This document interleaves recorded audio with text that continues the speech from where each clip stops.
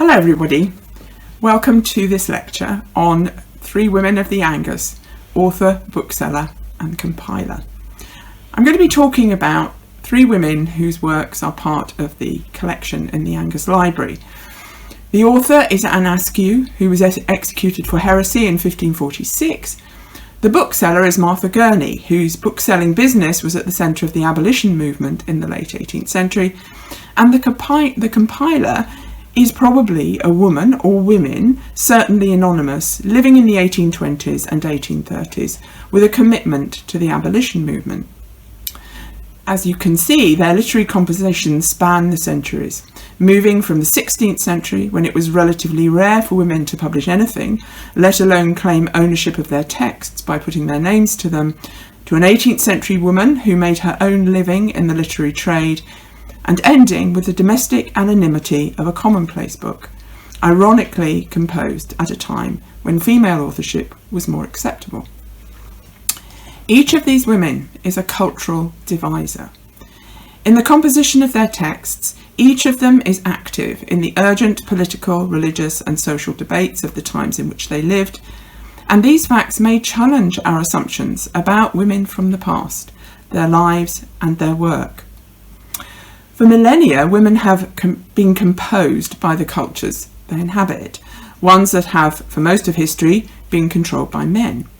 When women themselves become composers of literary works, rather than predominantly the subject of them, that involves an appraisal, direct or indirect, of their relationship to the dominant conditions of their own composition, because their point of entry into literary culture, their arrival and indwelling, has already, to some extent, been composed before they arrive by stereotypes of femininity and expectations of acceptable female activity. Because of those expectations, that means we have to begin any exploration of women's literary compositions with some important questions. What are those expectations of women's participation in literary culture? What are women expected to read? What are women expected to write? What does it mean to be an author? And what are the expectations of women's work? Those questions will inform this lecture, and there will be others as well, about the collection and preservation of women's literary compositions. Are they collected because of their rarity and oddity? Is what's remarkable about what they do that they do it at all, and not that they do it well? Or is it that content of these compositions that's important, rather than the identity of the person who composed it? How did these particular items arrive in the Angus's collections, and how have they been used? Is it possible to see traces of their use in their current material condition? One of the other things we'll discover is that once you start asking questions about these compositions and the women responsible for them, more questions come, and other women, other composers, press forward, demanding space and recognition.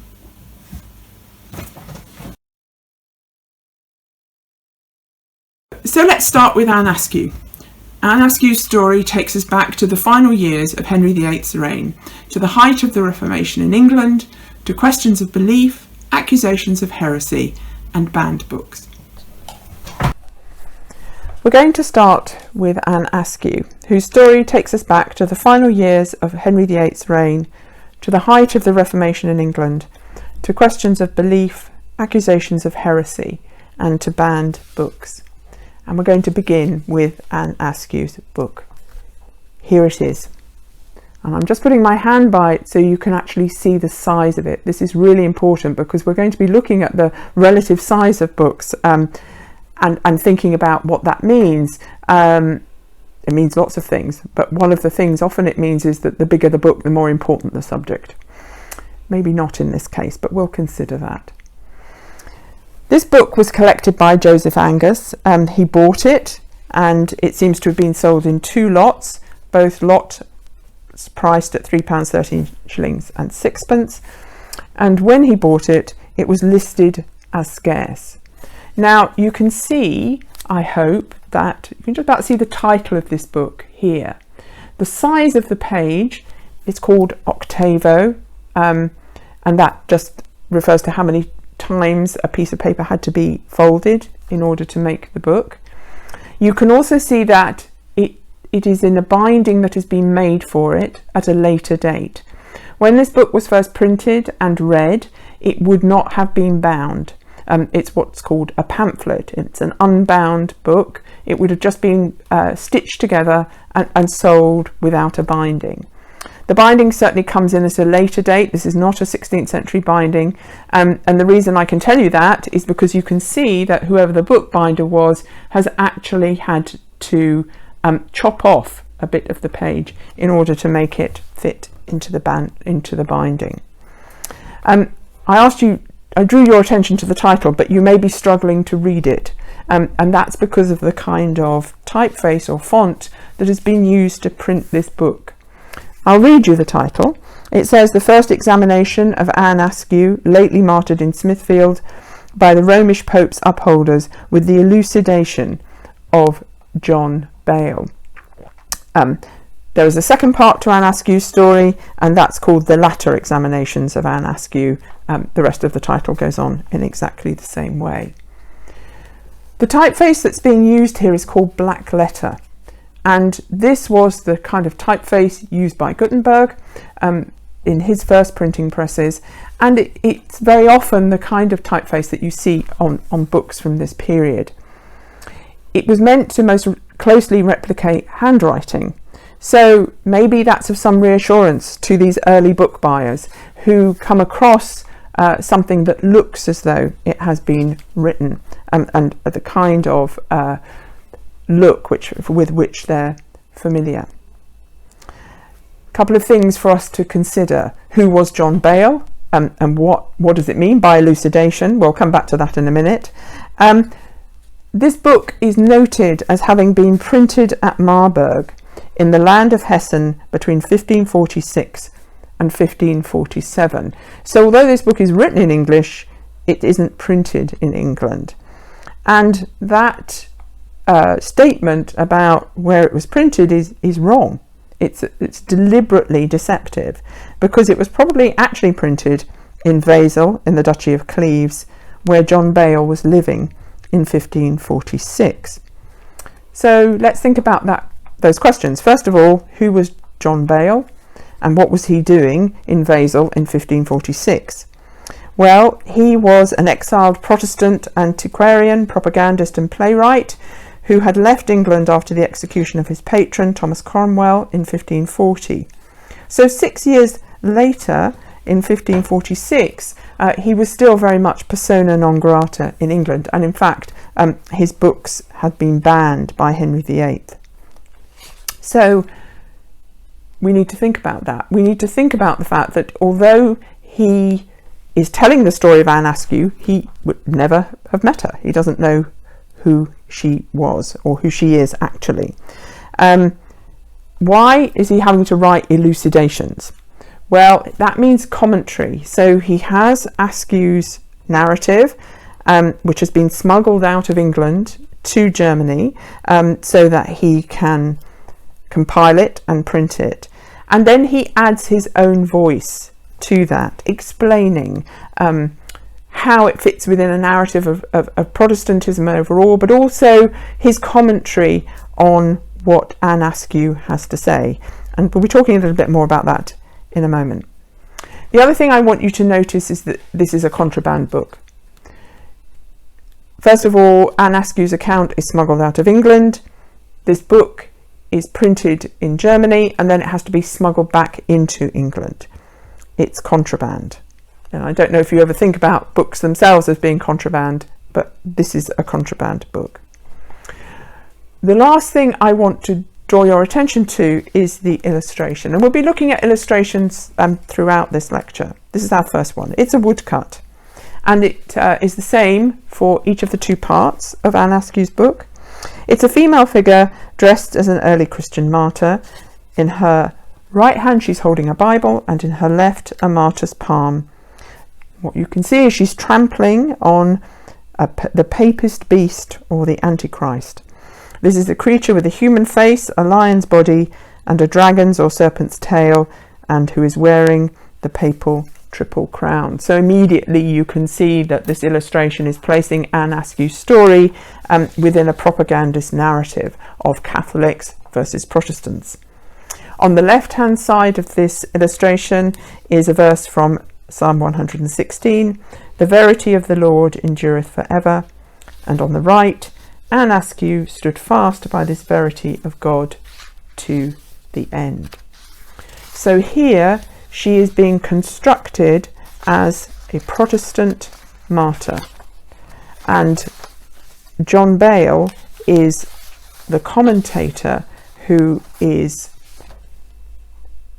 forming her narrative, and in a way that is supposed to bring comfort and support and encouragement to English Protestants who, at the time this book was published, were undergoing persecution by Henry VIII and his government. Anne Askew was born in Lincolnshire around 1520. She was a gentlewoman, which in 16th century means a lot more than that she had nice manners. It indicates her social rank, just one step below the aristocracy. Her father, as a gentleman, would have been entitled to a coat of arms. So just to give that some kind of context, Shakespeare spent a lot of money to buy himself a coat of arms and restore his family's gentle status sometime later in the 16th century. As a gentlewoman, Anne was educated to take up her expected role as wife and mother. She was literate, as she would have been expected to educate her children. She would have been able to do accounts and had all the skills to run a substantial household. She unwillingly married Thomas Kyme after the death of her older sister Martha, to whom Kyme was originally betrothed, and they had 2 children. So what you can see from this is the way that Anne Askew's life was supposed to go, and had it done so, that life would, I'm sure, now be lost to us. However, on the 16th of July 1546, when she was either 25 or 26, Anne Askew was executed for heresy. She was burned at the stake in Smithfield, London, with 3 other condemned heretics, John Lascelles, John Adams and Nicholas Belenian. So then, how did this happen? How did she go from a life of conventional domesticity in Lincolnshire to a public and harrowing death in London? Anne was an adherent of the new religion, of the Protestant faith, and her commitment to it led her not only to leave her husband, but also to try and divorce him. And it's important to note that in all the writing about her and her own writing, she is always Anne Askew. She is never Anne Kyme.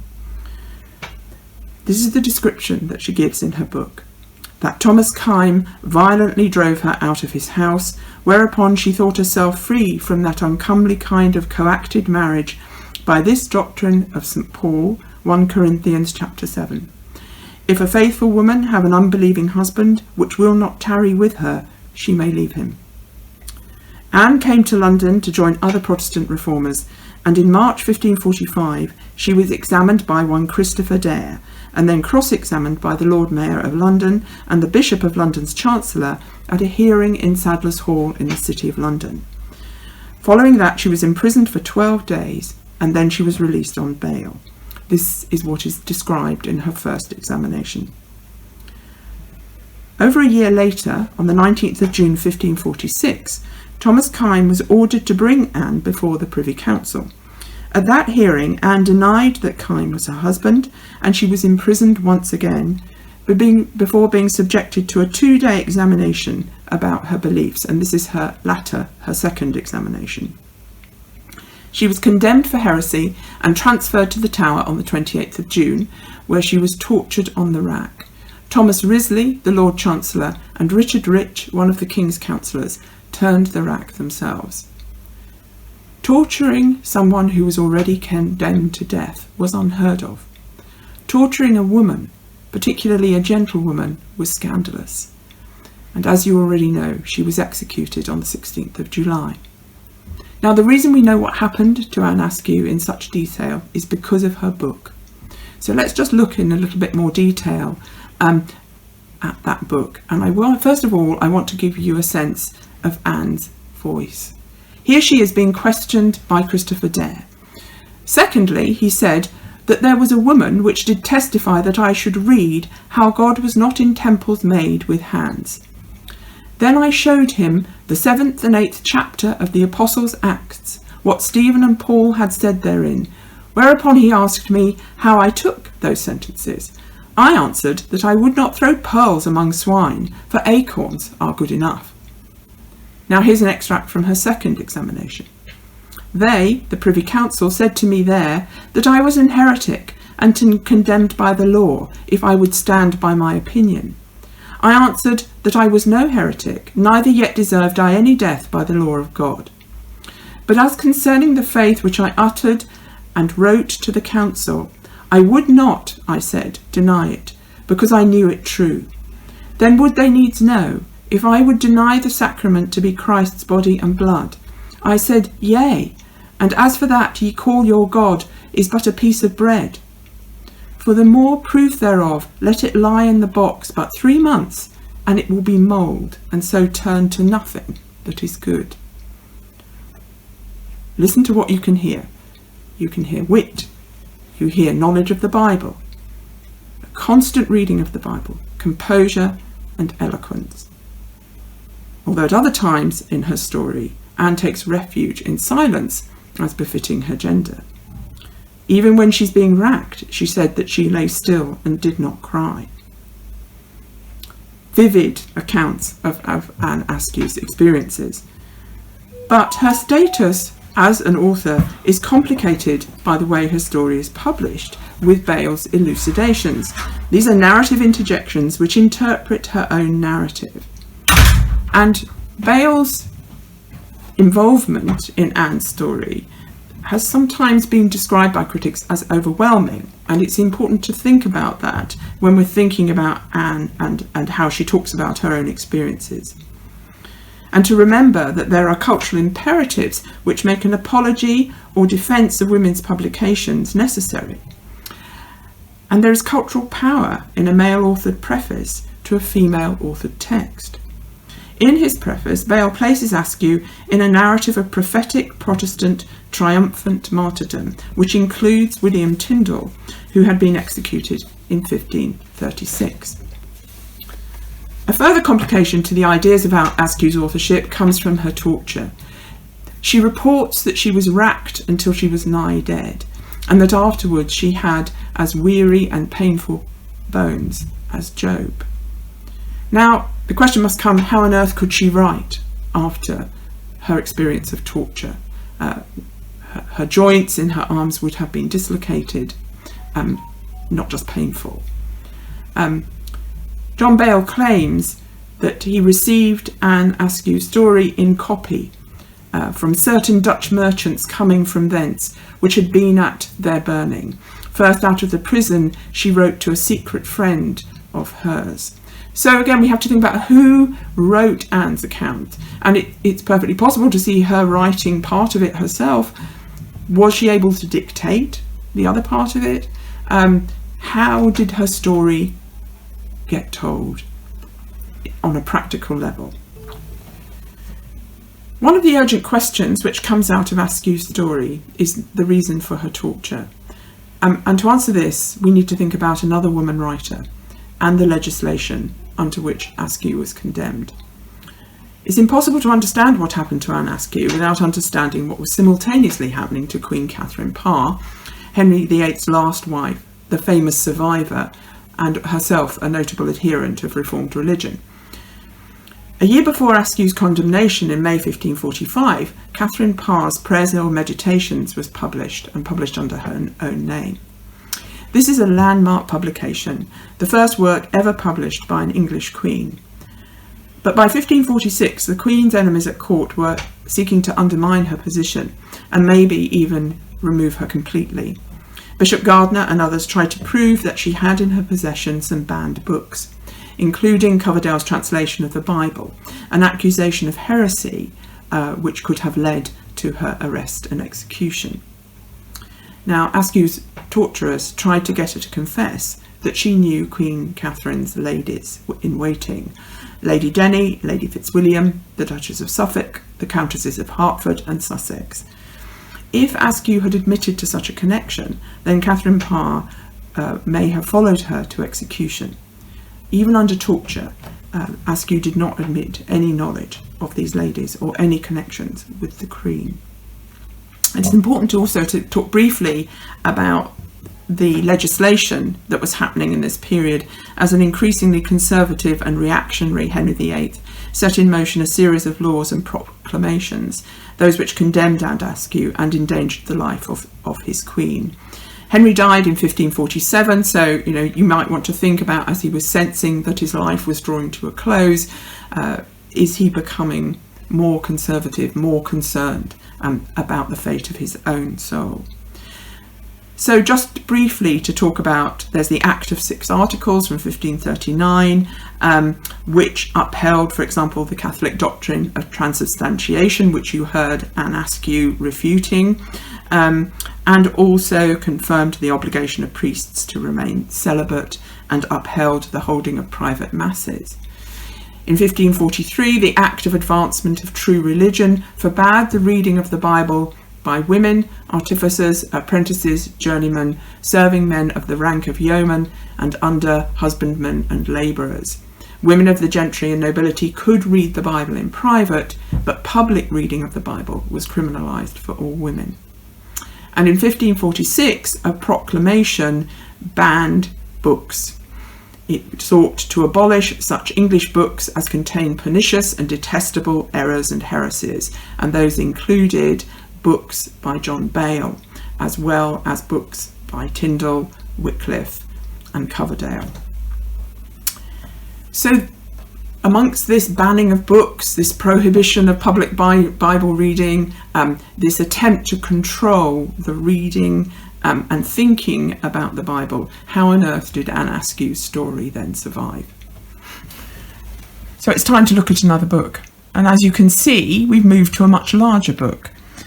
This is Fox's Acts and Monuments, which is better known as the Book of Martyrs. It was first printed in 1563 and then again in 1570, 1576 and 1583, although this edition, the one that's in the Angus, is actually from the 17th century. Nevertheless, this is a almost direct copy of those first editions of Fox's Book of Martyrs. And this is a volume which tells the story, the narrative of Protestant martyrs from the very earliest days of the first church right the way through to the 16th century. Now, Anne Askew's story is there in the very first edition of Fox in 1563, although what Fox does is to remove Bale's elucidations, which means that her voice emerges even more strongly, and you may just be able to see the change here in font. So the description of what is happening to Anne Askew, the narrative, if you like, is written in what we saw before, this black letter font, and yet when she speaks, as it were, her voice is represented here in Roman font. And this says the prayer of Anne Askew, which again maybe is easier to read by the time that this is being printed in the later part of the 16th century. This size of book is called a folio, and again that's because of the size of the paper. Every English Bible in every parish church was there as a folio on the lectern. You'll be familiar with that, I'm sure. And also in every English parish church was a copy of Fox. So these two texts are so often read together in this period. A couple of things to point out about Fox's use of Anne Askew's story.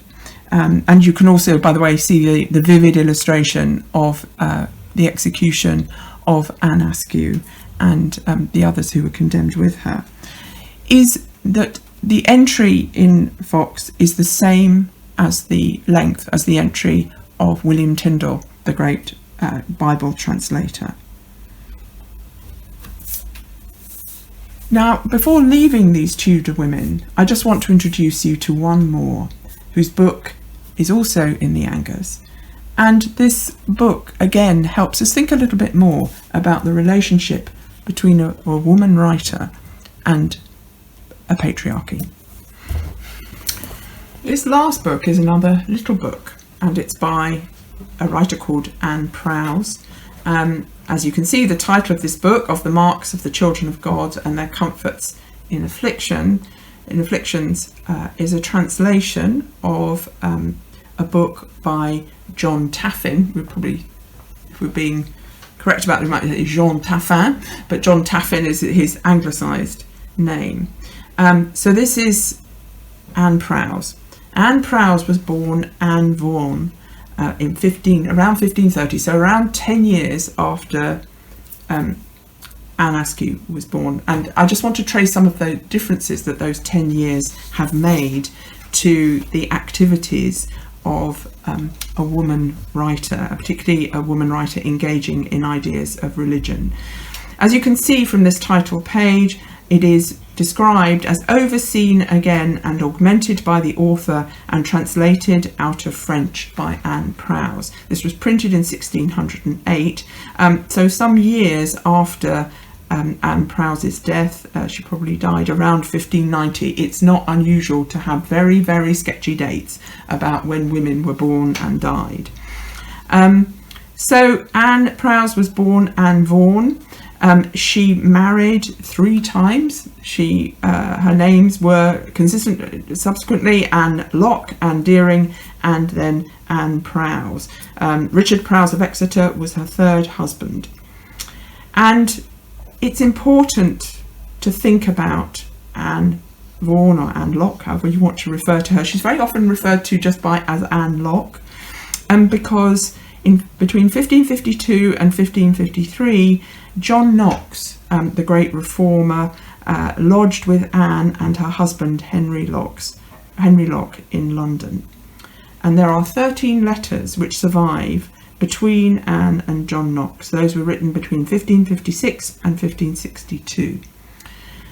Anne Locke visited John Knox in Geneva in 1557 when she translated Calvin's sermons on the Song of Hezekiah, and also produced a metrical paraphrase of Psalm 51 called A Meditation of a Penitent Sinner. She was the first English writer to publish a sonnet sequence. Her translation of Calvin's sermons and The Meditation of a Penitent Sinner were printed in 1560. In his letters, John Knox suggested that Locke was the very first documented Protestant separatist from the Elizabethan Church. This is remarkable, isn't it? That a woman is identified as being that, and yet Anne Locke has only very recently come to the forefront of critical attention. Before we leave Anne Locke and these other Tudor women, I just want to point out to you the shift. If you remember that Anne Askew's book, printed in Germany, smuggled into England for the comfort and sustenance of those adherents of Reformed religion in London at a time of persecution, this book in 1608 is meant for the solace of oppressed Protestants in the Netherlands. So the tide of the Reformation has changed. By 1608, the Protestant religion is established in England, and now English Protestants are able to offer printed solace to their fellow believers in the Netherlands.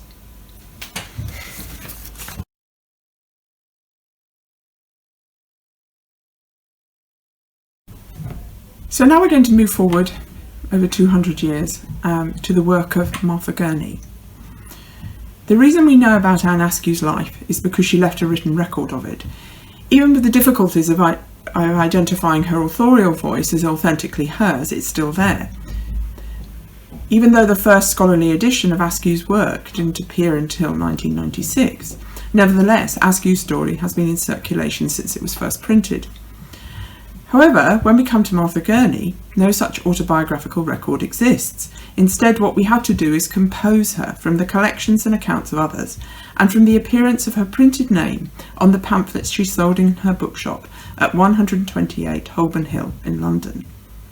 That kind of composition has been a long time coming, and it's down to the work of Timothy Whelan in the last decade that I can talk to you now about what he describes as Martha Gurney's major role in raising the consciousness of the English people against the evils of the slave trade and the virtues of political reform. That's from his chapter, Martha Gurney and William Fox, Baptist printer and radical reformer in Pulpit and People. Martha Gurney was a member of the influential family of particular Baptists. Joseph Angus married a Gurney. Martha may have been involved in bookselling, publishing and possibly printing through her brother Joseph, who gave up bookselling when he succeeded his father as official shorthand writer at the Old Bailey. Joseph Gurney also took notes of the evidence presented to the House of Lords on the slave trade in 1792. Martha Gurney's life and profession challenge assumptions about women's work and about women's active involvement in radical politics. However, we have to come at her obliquely, not with any sense of voice as we had with Anne Askew. I can't tell you what her voice sounds like, what her authorial or her own voice sounds like, but relying on others' voices and the impression of typeface on the printed page, her imprint in all its meanings. So here's another book, this one printed in 1902, again from the Angus collection. This book is by William Gurney Salter, and it is his own edition of some particulars of the lives of William Brodie Gurney and his immediate ancestors, which, as you can see on this title page, were written chiefly by himself, that is William Brodie Gurney. This is a rare book, and the reason it's a rare book is that, again, as you can see on this title page, it was printed for family circulation only. That's really interesting. You know, think about Anne Askew and the need to have as many people as possible read her story. And yet then think about this and the Gurneys and how they just want the lives of their family to be consumed only by other members of the family. Very interesting difference going on here.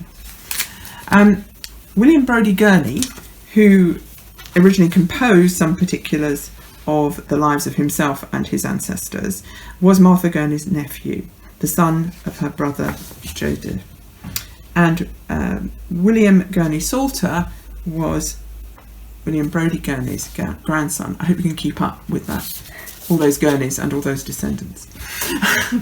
So this is what this family book has to say about Martha Gurney. I'm just going to turn to the relevant page, and I'm going to read this out to you. The eldest was Martha, who lived to the extreme age of 84, during which she honoured her Christian profession and endeared herself to all the family. She continued single and earned a comfortable subsistence and ultimately a small independence by carrying on the business of a bookseller, first in Bell Yard and afterwards in Holborn. Her dealings were principally in old divinity and Bibles. She had at one time the best collection of old and curious Bibles of anyone in the trade. Her particular line of business brought her into acquaintance with a great many of the leading ministers and private Christians of different denominations, who were frequently surprised in conversing with her at her intimate acquaintance with the best works which she sold. But she had much leisure and great enjoyment in reading. She was deeply interested in the abolition of the slave trade, displaying openly in her shop the section of a slave ship with its living cargo stowed for the voyage, and published several pamphlets to assist in this interesting work, particularly Mr. Fox's address to the people of England on abstaining from West Indian produce till that end was accomplished. Of these, 250,000 were printed, and they had for a time a great effect. Her efforts in this cause, giving away largely as well as selling these publications, brought her to the acquaintance of some of the most intelligent Quakers, who valued her as a coadjutor, engaging as she did in the circulation of these pamphlets, not so much as objects of trade, as means of promoting the benevolent designs. This is a brief account of a remarkable life, and although appreciative, it acknowledges and undermines Martha Gurney's achievements in about equal measure. It acknowledges her life's work, but trivialises it. It marks her out as an oddity, like a collection of old and curious Bibles involved in conventionally feminine activities. Her bookshop sounds like a diversion. She had much leisure and enjoyment in reading. And the abolition movement is interesting work. And Martha Gurney is involved in benevolence rather than trade. Now, we have to think about whether this is similar work being done as to that which was done by John Bale. Is it an attempt to legitimise what might seem as a transgressive activities by a woman, particularly from a later period when maybe ideas about what women are able to do have changed? So we're kind of moving from the 18th century into the 19th century when maybe more Victorian ideals of femininity are beginning to dominate. In contrast, Whelan's research identifies Martha Gurney as one of the most active and significant people engaged in the public debate over the slave trade and political reform in the 1790s, and the only woman bookseller and publisher involved in such radical political activities. Although we might now be delighted to find an 18th century woman making her own living, why should we be surprised by that? What kind of assumptions do we bring to an appraisal and understanding of Martha Gurney? Clearly what she did wasn't surprising to the people who patronised her bookshop. In London, in the last quarter of the 18th century, there were 54 women booksellers, 45 of whom were printers, 24 who were bookbinders, and more than 70 stationers and publishers. Now, one person to whom we owe the preservation of Martha Gurney's legacy is her niece, Elizabeth Gurney. So again, what we have is another woman moving forward into claim our attention and also being instrumental in ensuring that what her aunt did has survived and is still available to us. So now we're going to look at another book, and this time it's a collection of printed pamphlets sold in Martha's shop. So Elizabeth Gurney, Martha Gurney's niece, is going to take us, if you like, right inside Martha Gurney's bookshop. And this is a bound collection of 12 pamphlets collected by Elizabeth Gurney. You can see her signature on there on the left-hand side of the shot, on the inside of the binding that brings these 12 pamphlets together. And what you can also see is that this collection of pamphlets is annotated in her own hand. You can see the contents there listed in Elizabeth Gurney's handwriting. I think it's remarkable that I can show you Elizabeth Gurney's hand, and everybody's handwriting is part of their identity, but I can't show you Martha Gurney's, sadly. This collection by Elizabeth Gurney encompasses the period between 1791 and 1794. And Tim Whelan identifies these years as the period of Martha Gurney's greatest political activity, a period which includes the slave rebellion in Saint-Domingue in 1791, the failure of the first abolition bill in 1792, and a hardening attitude from the British government against ideas of liberty. The context, of course, is that of the French Revolution and the war with France, which began after 1792, both of which events led to an identification of liberty with Jacobinism, that is, the support of the ideas behind the French Revolution. And a support for Jacobinism was seen as dangerous. And then, therefore, this encompasses the idea of the abolition movement, of seeking liberty for the slaves. And in the propaganda which moved against the kind of activism that Martha Gurney was involved in that kind of propaganda, slavery was considered harmless and political reform unnecessary and innovative. In the face of this kind of opposition and of other historical events around what was happening, the abolitionist movement faltered.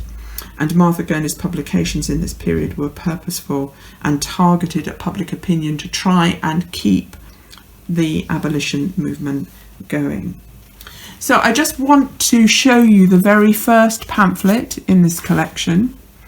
And And this is an address to the people of Great Britain on the propriety of abstaining from West India sugar and rum, written by Mr. Fox and printed in 1791. You can see from this that this is the 13th edition. That's a lot of editions. And you can also see Martha Gurney's imprint, sold by M. Gurney at number 128 Holborn Hill. Tim Whelan has identified the significance of Martha Gurney's partnership with William Fox, the author of this pamphlet, who was a radical dissenter pamphleteer. This particular pamphlet was the most widely distributed one of the 18th century, with a total of 26 editions and over 250,000 copies, either sold or given away.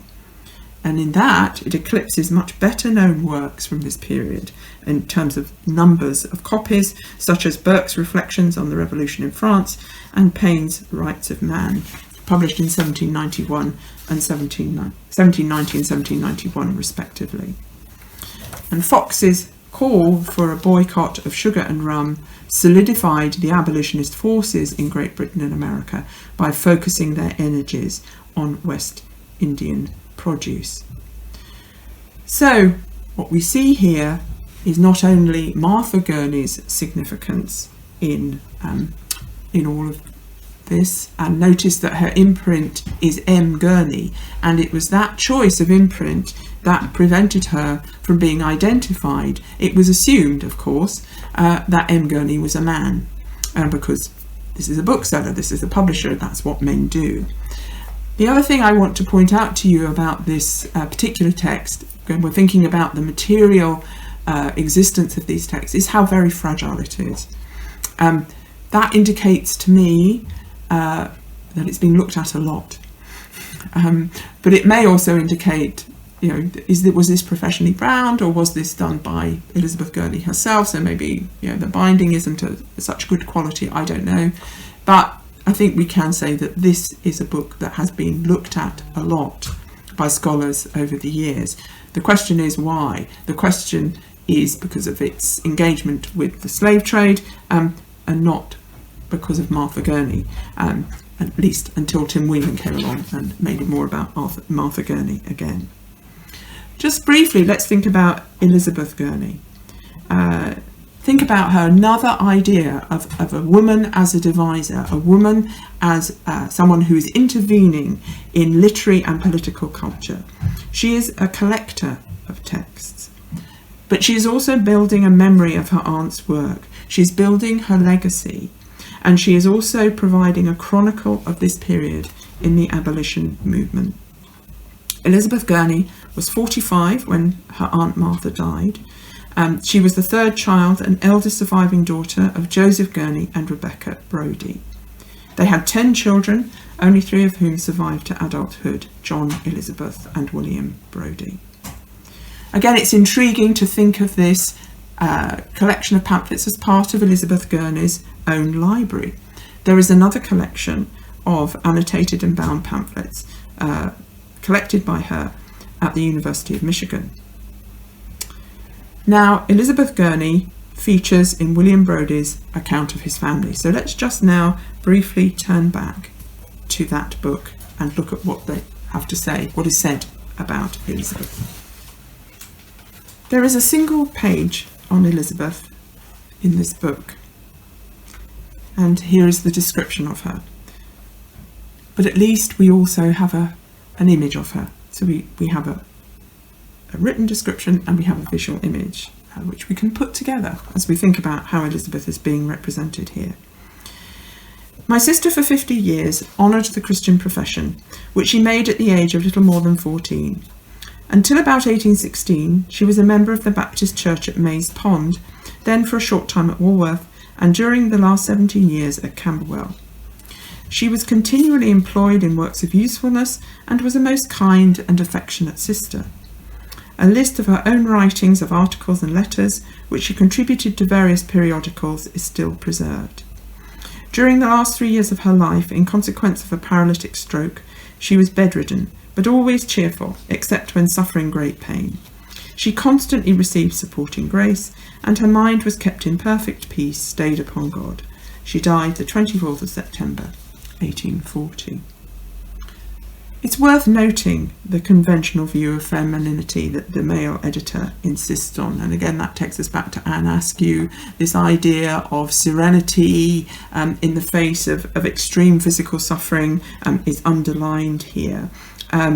What is most important about her, first of all, is her Christian profession, and then it goes on to insist on her usefulness, and also that she was kind and affectionate.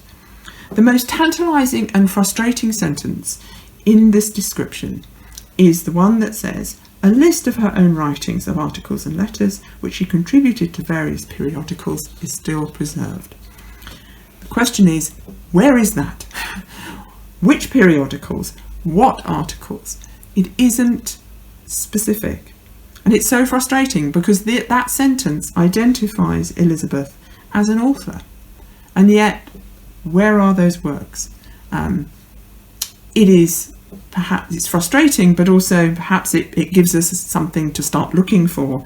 But why not spend some time just being specific about what she wrote and where those works were published? And of course, the conventional view of femininity that's represented in the words is reflected also in the image of her, where a kind and affectionate face gazes out at us from a beautiful cap and collar. I think it's also just worth thinking about this idea of spiritual and religious activity, because we saw that with Anne Askew. She was the one who was active in leaving her husband and going to London to seek out other reformers. We saw Anne Locke, again, setting off on a journey across Europe to go and visit John Knox, being active in matters of faith, both more widely in terms of national faith, but also in their own personal faith. And I think it's important to point out that Martha and Elizabeth Gurney were received into communion at Maze Pond Baptist Church on the 18th of April 1785. But their brother Joseph did not join until the 5th of August 1787. There's a 2-year gap. So it seems that in fact it's Martha and Elizabeth who were being active in entering the family into the congregation at Maze Pond, and they were followed by their brother. So I just want you to kind of think about that for a little while. So before we leave the 18th century, I just want to show you 2 more works by women who were associated with Martha Gurney. Let's just look briefly at these 2 books. On the right hand side here is a volume called Divine Poems and Essays on Various Subjects, printed in 1791 by, as you can see, someone called Mariah de Fleury. Again, if you look down to the bottom of this title page, you can see it was printed in London, and it notes that it is sold, amongst others, by M. Gurney, and also, you will see, by the author.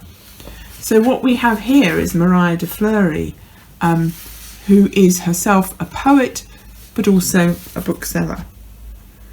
And Martha Gurney, as Tim Whelan notes, sold works by the controversial London poet and polemicist Mariah de Fleury.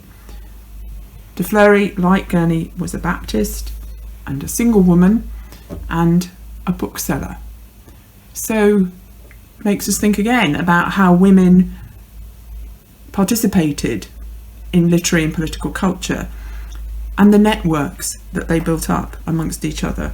Mariah de Fleury's bookshop was very close indeed to Martha Gurney's. It was only about a 15-minute walk away from Holborn Hill. The other work on the left-hand side, of course, is very well known. Mariah de Fleury's poems are not well known now, but the work of Mary Wollstonecraft, of course, is famous and has been thought of as very important within the development of women's own political involvement, women's movements towards emancipation and full participation in political culture.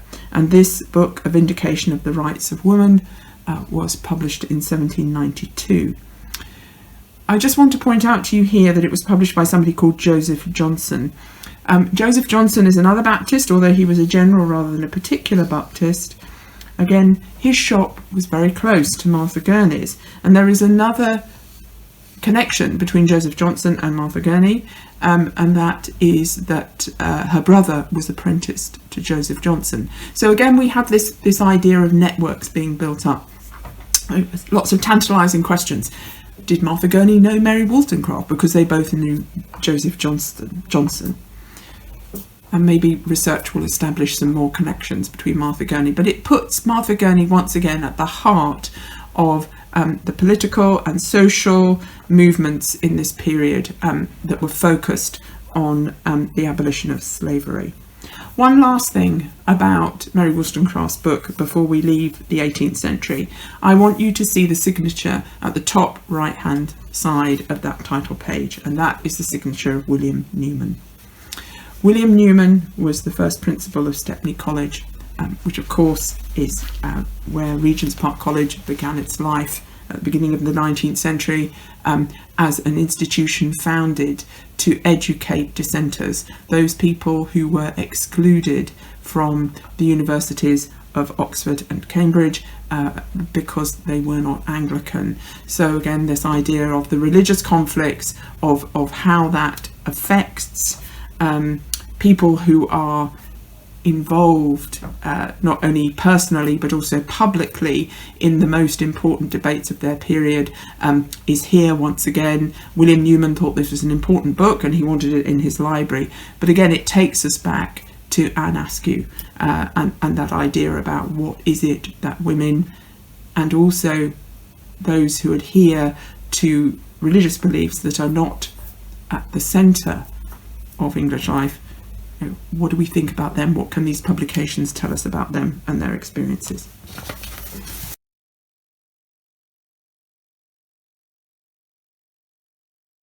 The final movement I'm going to make in this lecture is chronologically not such a leap as the first one, which went from the 16th century to the 18th century.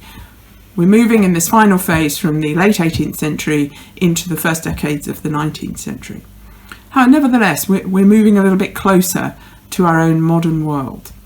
And we're going to look at something quite different. Another book, I'll show it to you in a few minutes. It's called a Commonplace Book. This is the book I'm going to show you in a minute, but I just want to talk a little bit about what that means, first of all. One of the ironies that I'm going to explore is, as we come closer to our own time, the figure of the composing woman that I've been talking about recedes slightly. Because in this last book, we've reached almost complete anonymity. If you think about where we've gone, we've started with Anne Askew, a clear statement of authorship, images which represent, visual images which represent her, as well as how the print itself works to represent Anne Askew. We've looked at Martha Gurney, who is reconstructed through the words of others, and an ambivalent imprint, which it took 200 years and more to actually unpick. And now we come to anonymity. We don't know exactly who compiled this book, the last book that I'm going to show you. And also, the other thing that I've been tracing is the reception of these books, the critical reception of these books. A lot of critical work has been done on Anne Askew. She's an important figure for historians, for literary critics, for the historians of religion. Anne Askew is really important. Martha Gurney has become more important as a researcher has looked very closely at her life and work. But this book that we're going to look at, no scholarly work has been done on it at all. So what you're going to get are my reactions to this book, my thoughts about it. And when I first looked through this book, I felt strongly that it was the work of a woman. Now, I may be wrong, of course, and then I'm guilty of the thing all researchers need to be aware of, that if you go looking for something in particular in a text, you're likely to find it.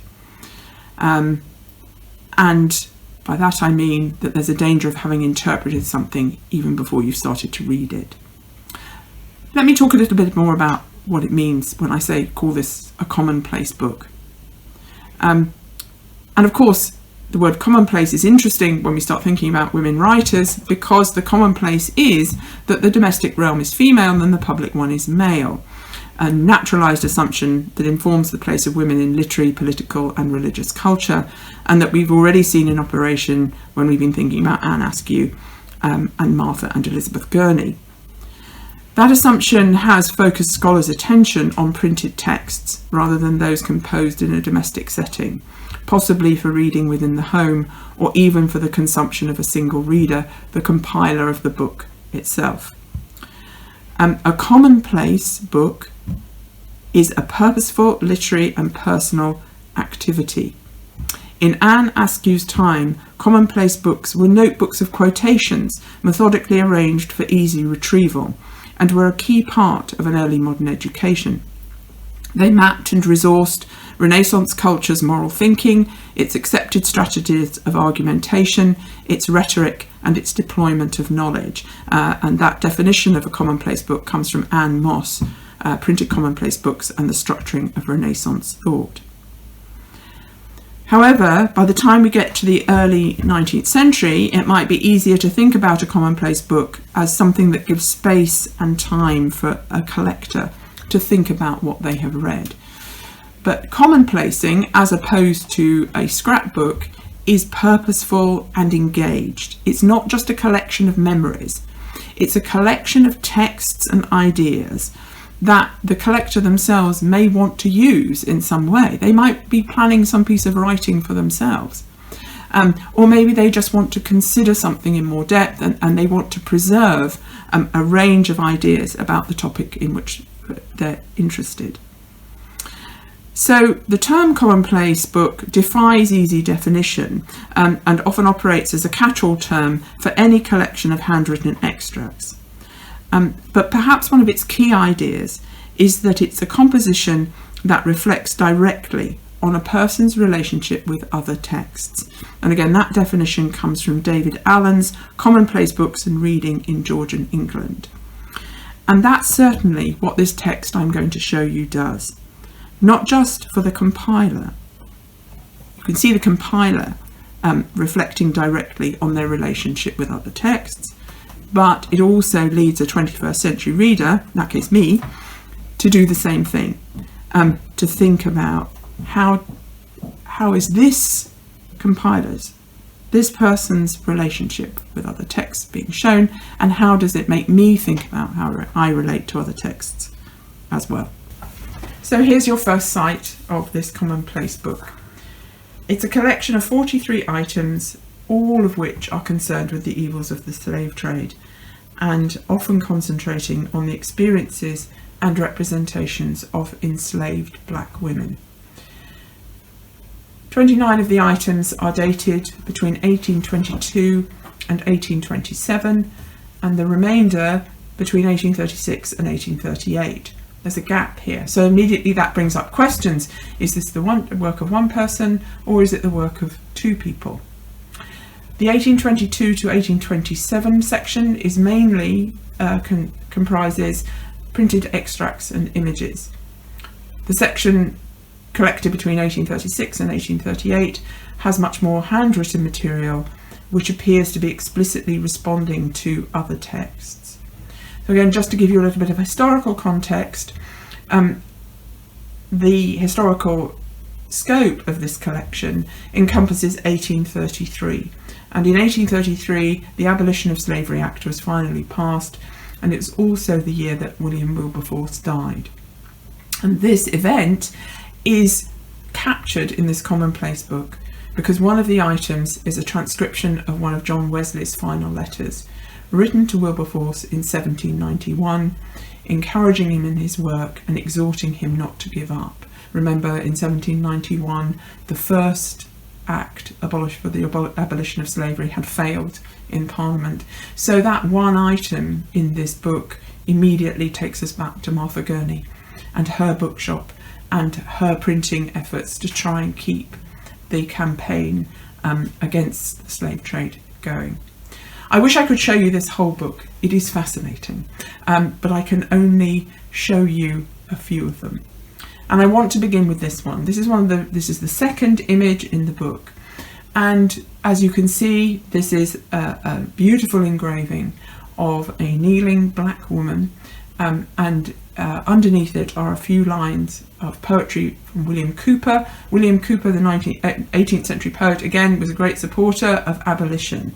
And this image is a really important one because it recalls Wedgwood's cameo of the kneeling slave, and his cameo, which was one of the best-selling items during the campaign for abolition. If you were an abolitionist household, you would have a copy of William Fox's pamphlet that we looked at in Elizabeth Gurney's collection, and you would have Wedgwood's cameo of the kneeling slave. And this is clearly a response to that, because Wedgwood's cameo is of a male, an enslaved black man. This is clearly, in its dialogue with that well-known cameo, has been moved on to the image of a kneeling black woman. And this opening image kind of informs, in really important ways, the interpretation of everything that follows. A lot of care and thought has been gone into in this collection. The next item I want to show you is an illustration, and it's an illustration of a slave ship called the Vigilante. In this Commonplace Book, it's preserved alongside the account of the Vigilante and the legal case around it. There are a few reasons why I wanted to show you this, and number one is, again, it connects us back to Martha Gurney's bookshop, because if you remember, in the account in her family's book, it said that she had in her bookshop an illustration of a slave ship, not the Vigilante, another slave ship, but still here we have the significance of this illustration, how important it is. What is it that it can tell people about the conditions under which people have been transported against their will from Africa to the British colonies. Really powerful statement, really important. The other thing I want to demonstrate is the extreme, again, material fragility of this book, and in particular of this item. This item has been looked at a lot. It has often been unfolded, taken out and poured over. We know that because on the reverse, which I'm not going to show you, somebody has attempted to fix it. So again, we're back to this idea of what's important about this book. Is it the person who compiled it, and how all the items in this book work together, what kind of narrative it might be possible to build up from those items, or is it just valuable because of one item that repeatedly has been looked at and then put away, perhaps with not much attention given to what goes around it? So that's the illustration of the Vigilante. Again, I want to show you in this section this sort of variety of things that are in this collection and its richness as well. So we've been thinking about political activism and how that illustration of the Vigilante contributed to the political drive towards ensuring the abolition of slavery. And again, here we have another pamphlet reminding us of those pamphlets that Elizabeth Gurney collected and Martha Gurney printed. And this is a very significant pamphlet. As you can see, this is the first report of the Female Society for the Relief of British Negro Slaves, as it says on its title page, printed in 1826. And again, you can see that image of the kneeling black woman that we looked at earlier being reproduced here, and that visual motif, which is so very important. This is a historic moment. This is women organising themselves into a political society to ensure the abolition of slavery, and the society was formed and run by women. Although again, when you read it, they are careful to constitute themselves as not as political, but as actually showing the best attributes of femininity in their desire to help enslaved black people, but again, particularly enslaved black women. That is where their concentration is. We've been thinking about political writing and printing, and how that might seek to change people's opinions, or sustain them during times when political change is proving very difficult to achieve. But one of the things that this Commonplace book shows is the range of material that can be used to influence people. And here is one example, this tiny little pamphlet, which is called Cottage Conversation, or What Does Your Sugar Cost? Again, this is the idea that it's important to boycott sugar. Another link back to Gurney and Fox, who are making the exact same argument in their pamphlets, the pamphlets they wrote and sold at the end of the 18th century. However, this tiny book is targeted very carefully at women.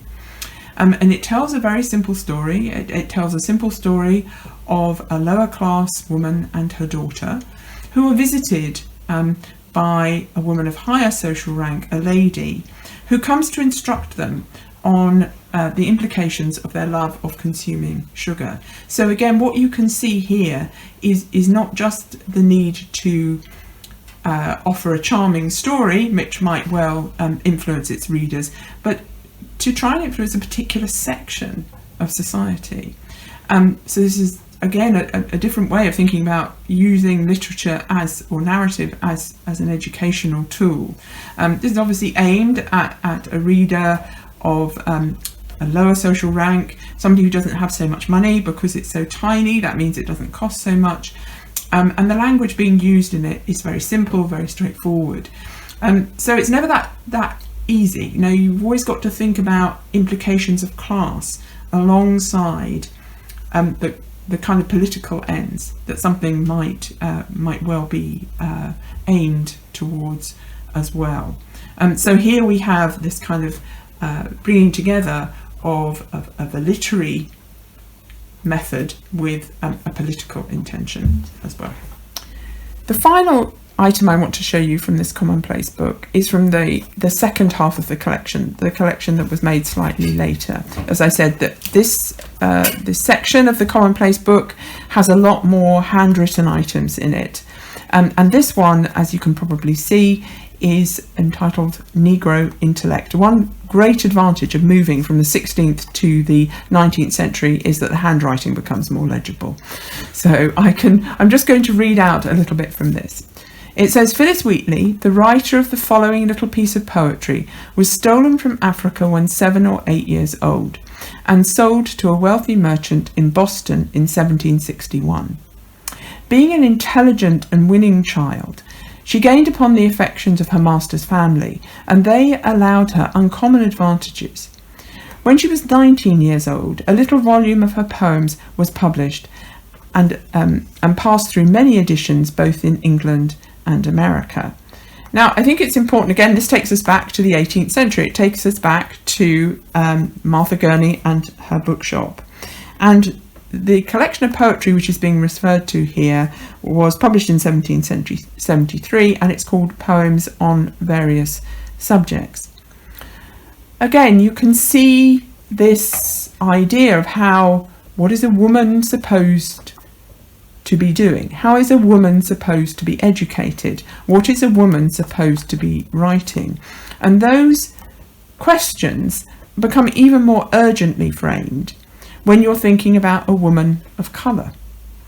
What does she represent? How is her relationship with her master's family and with literature more widely being represented? This account goes on. It says, Phyllis Wheatley received her freedom in 1775 and 2 years afterwards married a coloured man who, like herself, was considered a prodigy. And I think this is really important, you know, this idea that it was prodigious, unusual, remarkable that Phyllis Wheatley, it seems, wasn't only able to be educated but also was able to write poetry. As I said, this question about what should women, and in this case an enslaved black woman, be reading and writing. Her husband became a lawyer, and as it says, he became well known by the name of Dr. Peter.